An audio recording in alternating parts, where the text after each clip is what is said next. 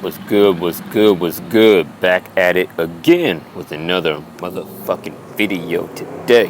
Keeping up this streak going. Shit, today I want to talk to you guys about developing a attunement and really getting into some deep work with Death Essence.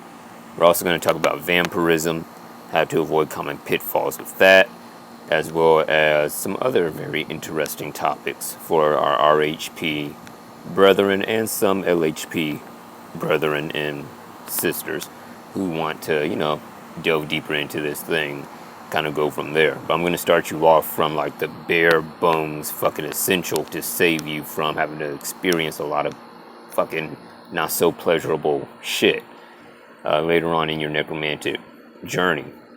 Before we start, I want to put out a little disclaimer. If you're not already aware by now, the ideas I present are very unorthodox, very non-traditional, you know what I'm saying, that kind of thing. But I can guarantee you, if you fucking try it out for yourself, you will reap the benefits. If you read the astral fine print and really listen to what I gotta say, you will reap benefits.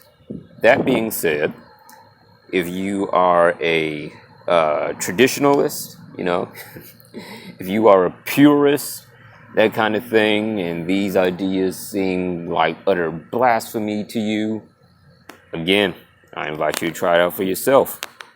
As most of these methods and ideas do rely on your heart, your purity of intention, and whether you really know what you want. If you use it and you destroy yourself, oh well. If you use it and you reap the benefits, oh well. I am neutral just as death is neutral. So take it, leave it, better yourself, destroy yourself. Doesn't make no difference to me. Oh, and shout out to the guy in the comment section that freaking left 2 comments on my video. I'm not going to mention their name because it's apparent who they are. But shout out to you for giving me your time, energy, and attention and helping, the channel get more publicity. And all the other kind of shit. Fucking idiot. Anyways, what you're going to do if you're beginning for my RHP brothers and sisters, what you're going to do for a beginning necromancy is start developing a attunement to Death Essence. This is a mental and physiological and energetic attunement. And the thing that you need to understand in order to correctly develop this is that focus, consistent, prolonged focus over a period of time, days, weeks, months, develops the basis for a permanent attunement to Death Essence. You start centering your life around it. You make death your life, so to speak. Another thing about death magic that I gotta say, because it's true, is that death magic does not require physical murder in order to execute. You do not have to. Okay, let me put it like this. You know how some people in the occult community be like, for example, if you cast a money spell, you cast the spell and then they tell you to go out and put mundane action behind it, i.e. put in job applications and all that other kind of stuff. That's all well and good for money magic, love magic, or whatever. But you don't hear anybody say, in regards to death magic, do the spell and then go out and shoot the person. No, because that's just fucking stupid. You don't do that shit. You let the magic work on its own. That is very important. Because that can keep you out of fucking prison. And that can keep a whole lot of other shit from evolving that didn't need to evolve at the time due to human interference. So please keep that in mind. Now, going back to the topic of focus, what you will do, many different ideas here. You could take, if you're a RHP practitioner, maybe you have like mala beads or something like that. If you want to create your own, I recommend getting onyx or obsidian beads and create them in multiples of, let's say, fucking 9 or 13, a number that resonates with death. And then use those beads in order to recite death-related mantras, and work with different deities such as Erebus or Hades, that kind of thing. And what will happen is those bees will take in the resonance and energy of your own spiritual being, as well as the deity that you're working with, or the death gods that you're working with. And it will start developing a focus there. Your mind will start focusing more subconsciously on death, and you'll start to process more death energy through your body. Now, this is where real work comes in. This is where the mind meets the flesh, or mind meets matter, the union between the two. As you focus more on death and you start processing it throughout your body and your being, you're going to need to process it correctly so you don't overload yourself, and thus produce a need for vampirism, which is really a deficit in your own personal energy. The reason I say that is because death essence tends to warp your personal energies in order to, it's like a assimilation into the current, yet it's strengthening you at the same time. Sounds confusing, but you'll understand when you really get into this shit. What I recommend for correctly processing the energy is simple lotus position, or whatever position you meditate in, and focus on the flow of energy through your meridians and your subtle body as you feel the death essence coming in. Process a tiny amount of it first.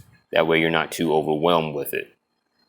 Once you get a good feeling for that, you start to recover from whatever energy drain you feel, etc. Then start processing more of it. Repeat that process, then start using more of the death essence. That's how you build a tolerance and an adaptation to it, even to the degree of physiological adaptation. You start to feel stronger. You start to feel mentally clearer, so to speak, as you're working with it. You keep going on and on and on. And at this point, when you build that tolerance, things like vampirism become optional, because you can use their life essence in order to bolster your own craft and your own spirit. Does that make sense? Another thing you can do, if once again you're like a RHP practitioner into things like high magic, having a whole fucking setup there, you can create an altar to death or to a specific deity. There's many different ways to do this. You can keep the traditional fucking athame, chalice, or whatever setup, or you can create something different, more unorthodox, that resonates with your spirit, i.e. various beads or some shit like that. That way you turn your body and your energetic aura and field into the altar, into the temple, symbolically, so to speak. So let's say if you're not at your house, or you're not near a graveyard where you can go, you can still have access to that current of energy. You still have the knowledge of mantras, incantations, and all that good shit that you know. Another thing is very important. Death magic is not limited to the fucking graveyard. I believe we already discussed this in another video, but there are many more places besides the grave that you can go in order to execute these magics. And even then, death magic is not limited just to that. It's a current that is connected to many non-deathly things that can still cause death. And by that, I mean, for example, let's say the fire element, or the current of fire. You have jinn. You have the fucking, if you read Franz Barton's material, the salamander spirits, the fire spirits there.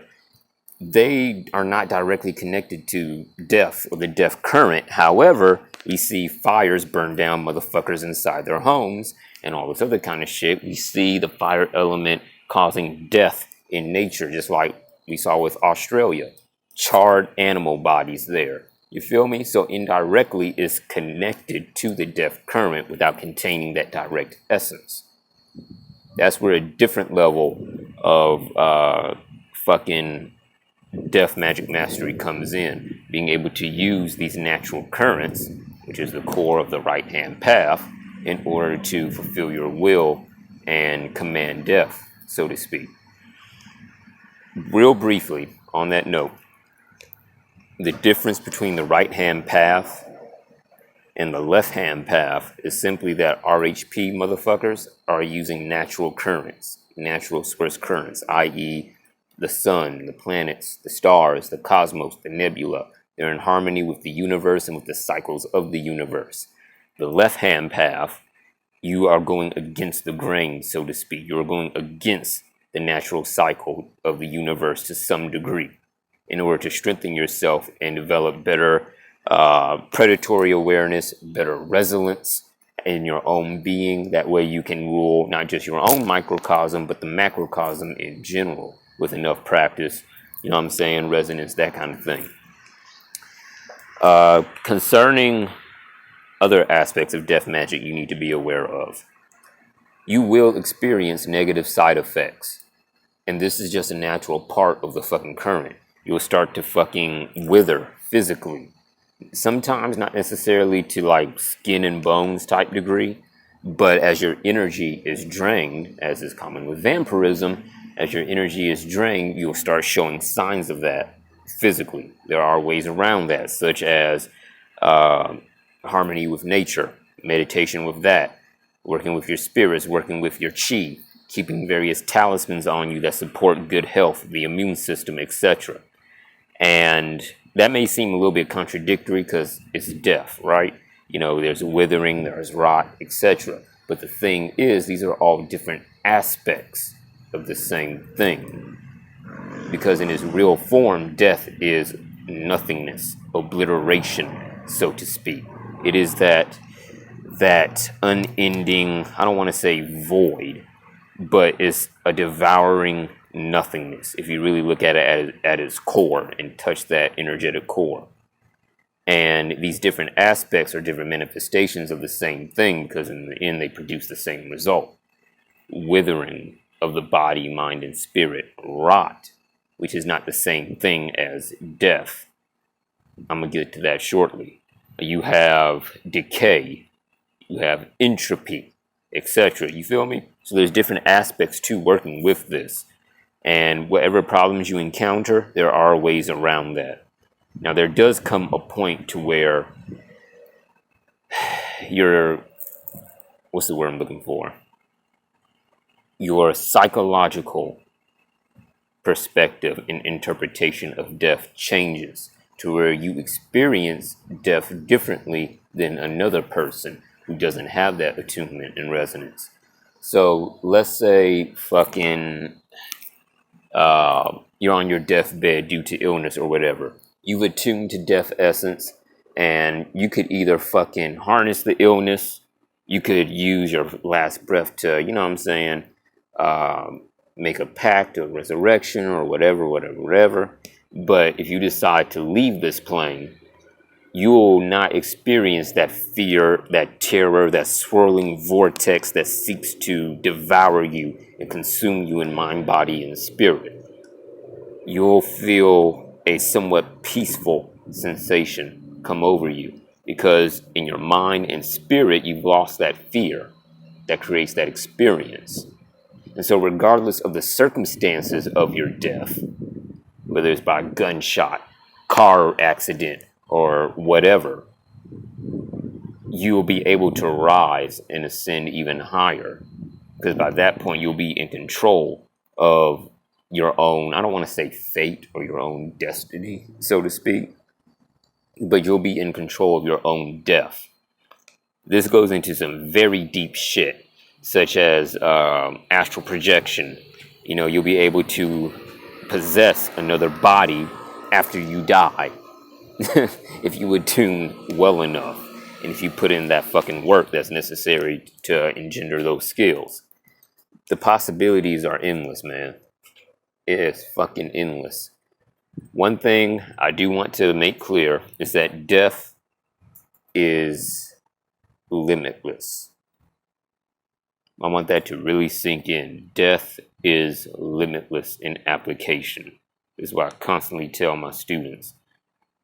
You can use death in different aspects to cure illness, to cause illness, to alter the illness to where it vampirizes the person, and when you catch it, however briefly, you get all their fucking energy. You can use the fucking illness to bind their soul and place them under your command. There's a there is a primal magnetic aspect to death energy, even that forms as a not necessarily a sexual attraction type mechanism, but it taps into that primal energy that is a part of sexual essence and energy. Therefore, you can, if you work with it long enough, you'll develop a form of charisma, a deathly magnetism that will attract people to you. It'll put them off at first because they don't know what the hell this fucking energy is, but it will pull them in at the same time. For ladies, female necromancers, y'all know what the hell I'm talking about. It's like you're seducing them to their death, so to speak. And of course, there's the fucking purists and the traditionalists that be like, oh, that's not true. Death is just this, and this. If you lack the fucking foresight to really see where I'm coming from, then that's on you for limiting your own craft. That's not on me. Because this shit exists externally. And if you have the wherewithal and the guts and the motherfucking insight to see without bias, without what you think death is, then you'll discover this shit for yourself. That's another thing for my RHP brothers and sisters. You have to put your own preconceived notions about what death is to the side in order to make progress into the death current. Because you're going to learn many different things that are going to contradict the way you think things work. Especially in the grave, when you get to like the graveyard and start doing death hexes and all this other kind of shit. For example, the dead are not limited to the fucking graveyard. Some are, but some are not. They are sentient. They have the ability to go here, there, or wherever the fuck they want to go and do as they please. So if you go there like thinking, oh, you're just going to find a whole bunch of spirits that's there just haunting a graveyard, and then you get there and you find none whatsoever, because that can and does happen, then you're going to be confused for a little bit until you gain that understanding. Going back to the focus and attunement aspect.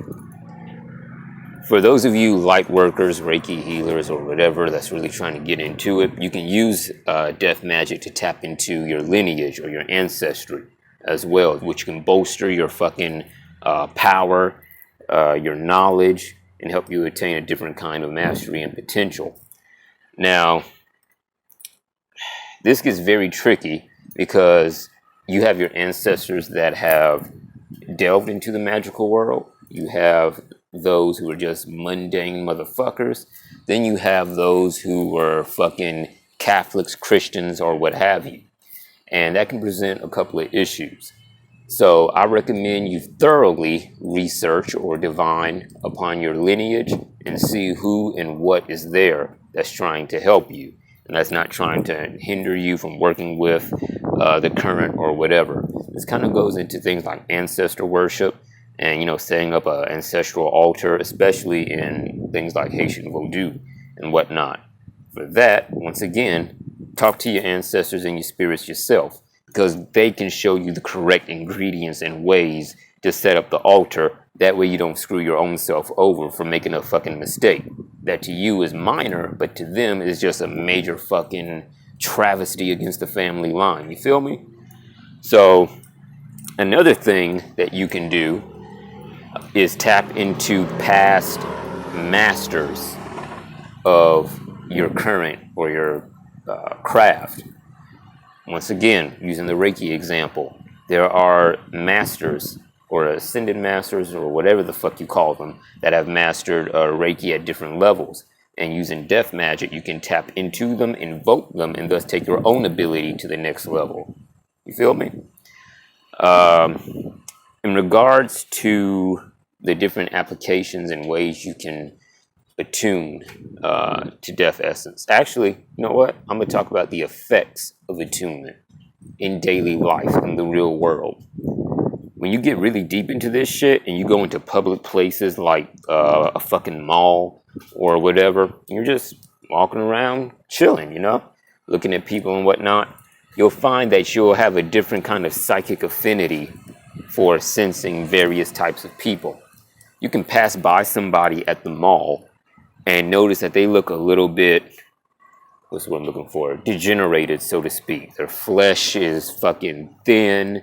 They look like they're malnourished, that kind of thing. Well, you, by simply walking by them, you get a burst of intuition and you find out that that person has AIDS.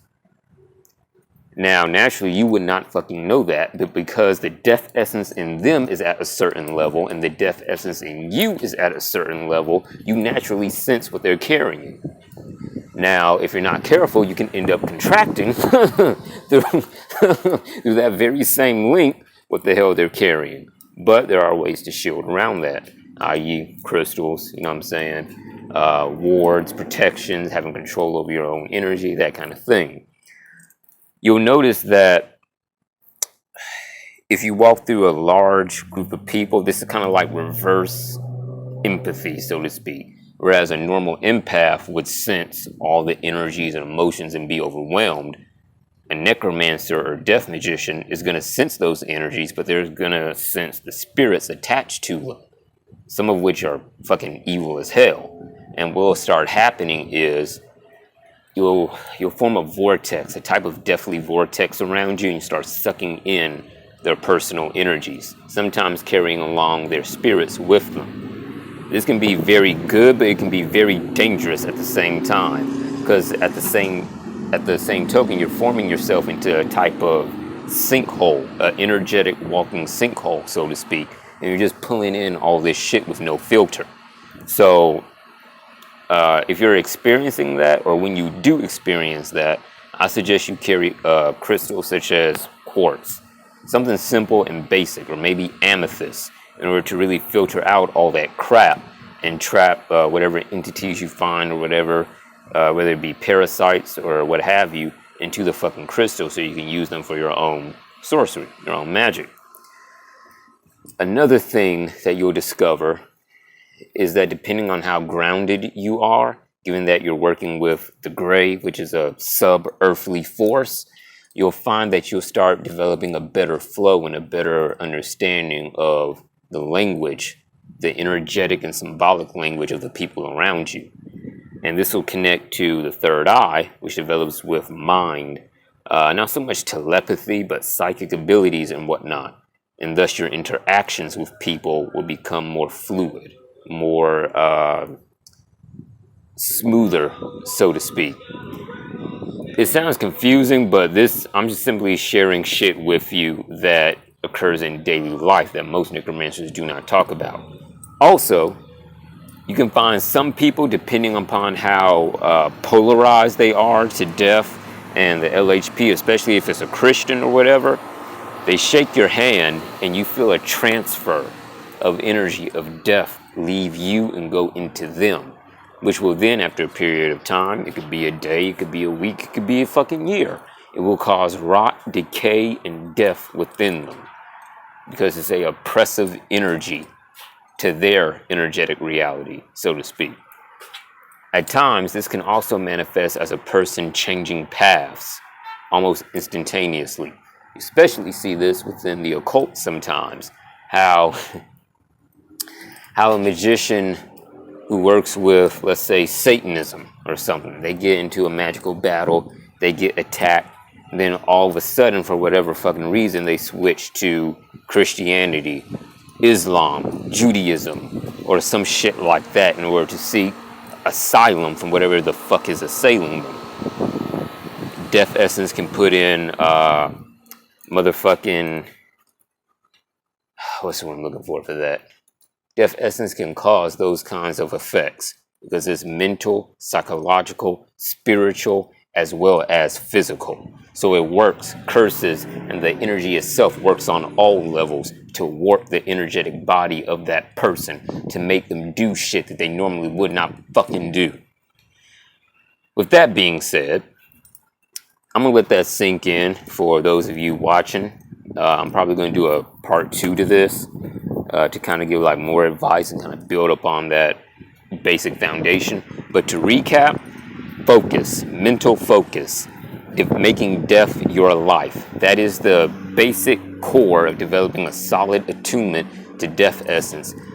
in addition to doing physical exercises such as channeling death through you in small amounts and then building a adaptability and a tolerance from there, having mala beads, death crystals, etc. that resonate with such a thing and allow you to stay in attunement even when you're not near the grave or you're near your temple or whatever.